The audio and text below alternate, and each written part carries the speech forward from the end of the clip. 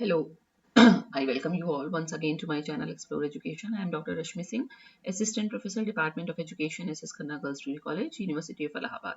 In this time, I am going to discuss with you the core components of blended learning. Already we have discussed the concept, definitions, rationale, and UGC initiatives on blended learning. And this time we will discuss core components of blended learning and its advantages and disadvantages too. So जैसे कि learning के components होते हैं वैसे ही blended learning के भी components हैं, बस वो थोड़ा एक्सपैंड हो जाएंगे क्योंकि उसमें ऑनलाइन इंक्लूजन हो गया है ना, ऐसे समझिए। तो कंपोनेंट्स ऑफ इंस्ट्रक्शन कौन कौन से होते हैं? Learning objectives, students, teachers, learning content, learning activities, evaluation and feedback and learning environment, है ना। कोई भी लर्निंग का लर्निंग इंस्ट्रक्शन होगा, टीचिंग इंस्ट्रक्शन होगा, उसमें इतने कंपोनेंट्स होंगे। These components also apply to blended learning. Blended learning पर भी ये अप्लाई होते हैं, but the definitions have been expanded in blended learning. लेकिन ब्लेंडेड लर्निंग में ये थोड़ा विस्तारित हो जाती हैं परिभाषाएं। तो ऑब्जेक्टिव्स क्या होंगे ब्लेंडेड लर्निंग में?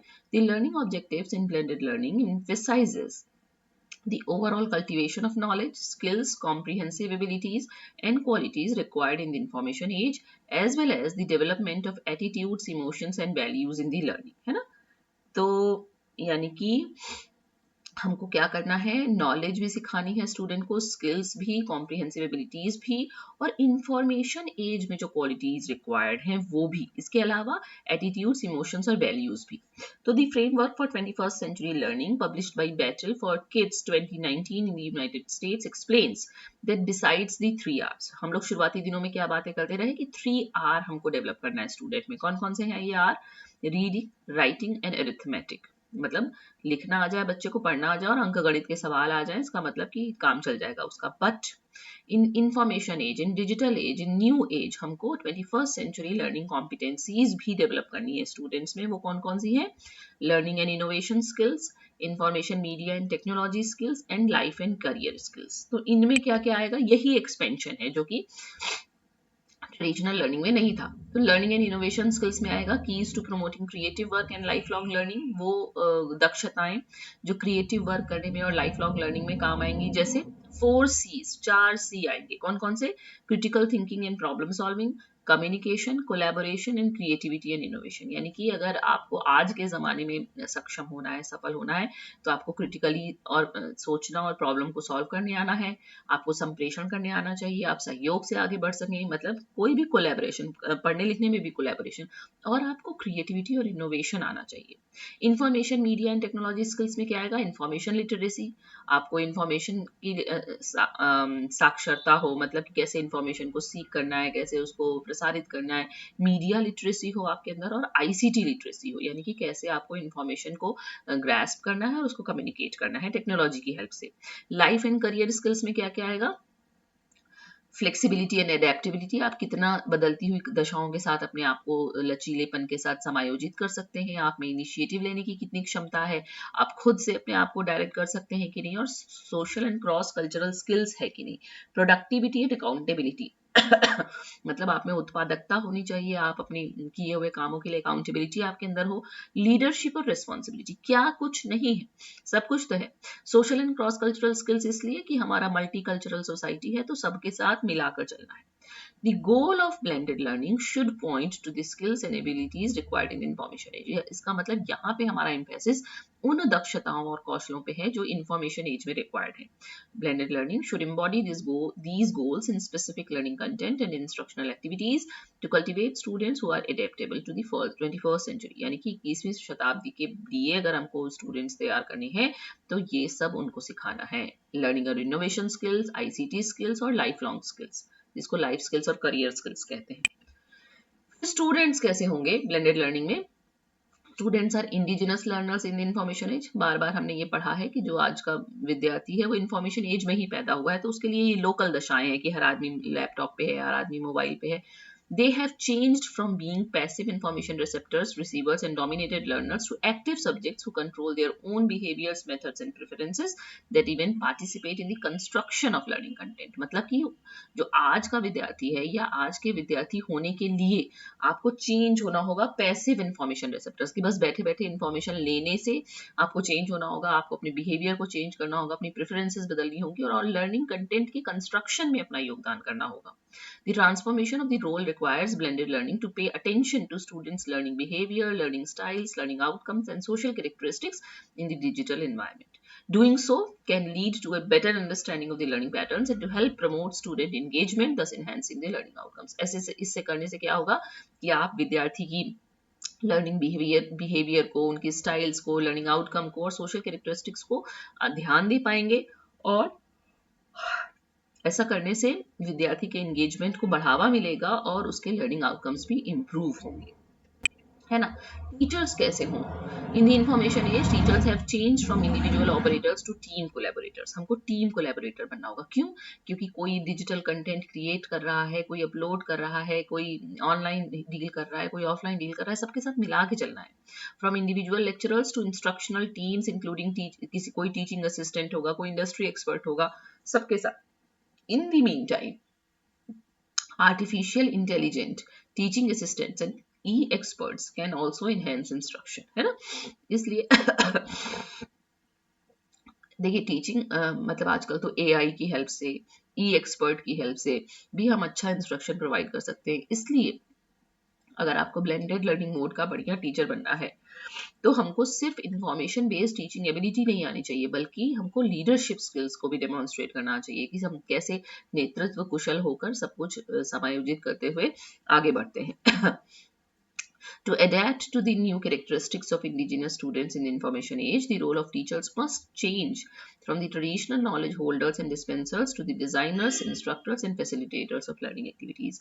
अगर हमको बदलती हुई दशाओं के साथ इंफॉर्मेशन एज का टीचर बनना है, उन बच्चों के लिए, उन स्टूडेंट्स के लिए जिनके लिए इंफॉर्मेशन एज इंडिजिनस है, तो टीचर्स का रोल बदल जाएगा. कैसे बदलेगा?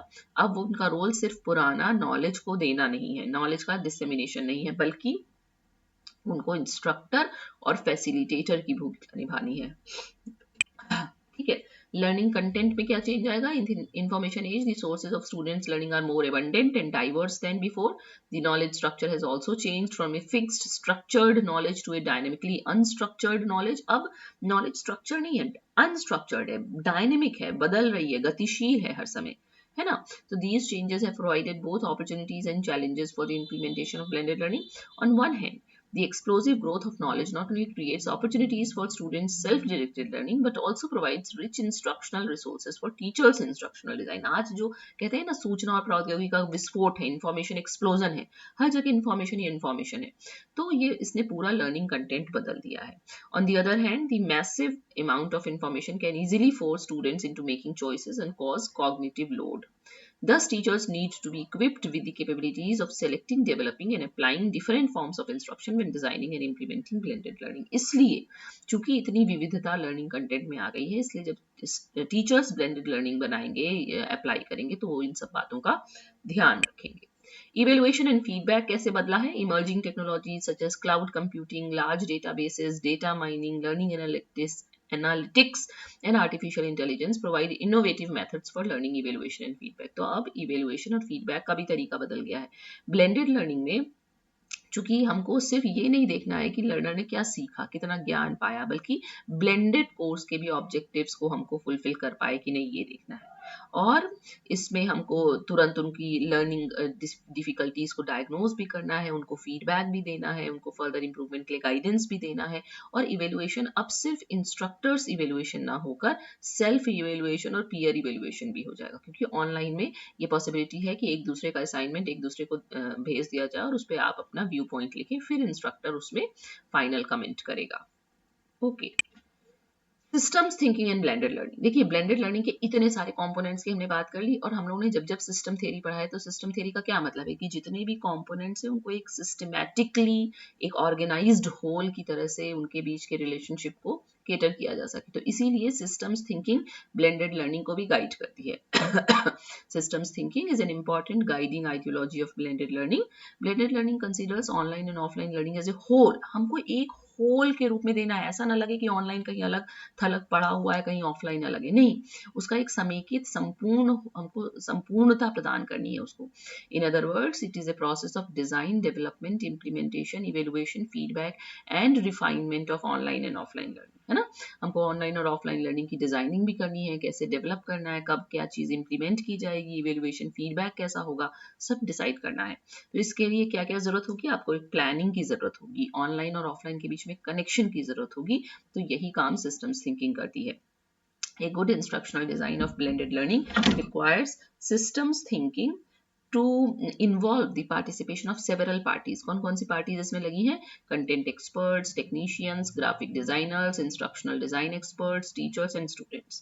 The variety of teaching and learning modes and processes में लगे हैं, such as learning objectives, learning content, the composition of learners and their characteristics, online and offline learning activities, और क्या, learning space, other teaching strategies, assessment and evaluation, teachers, learning support staff, the teaching and learning environment and community, कितना कुछ, इतनी चीजें हैं। तो इतनी चीजों, इतने कंपोनेंट्स का हमको आपस में सिस्टमैटिकली ऑर्गेनाइज करना है, प्लान करना है। तो सिस्टम्स थिंकिंग का रोल ब्लेंडेड लर्निंग में है, वही गाइड करती है उसको। अब हमने ब्लेंडेड लर्निंग को जान लिया है, तो उसके लाभ क्या है? लाभ हमको ये मिलता है कि स्टूडेंट का एंगेजमेंट बढ़ जाता है, टीचर और स्टूडेंट का इंटरेक्शन बढ़ जाता है, स्टूडेंट अपनी लर्निंग के लिए रिस्पॉन्सिबिलिटी फील करता है, क्योंकि ऑनलाइन वाला सेक्शन उसको खुद पढ़ना है।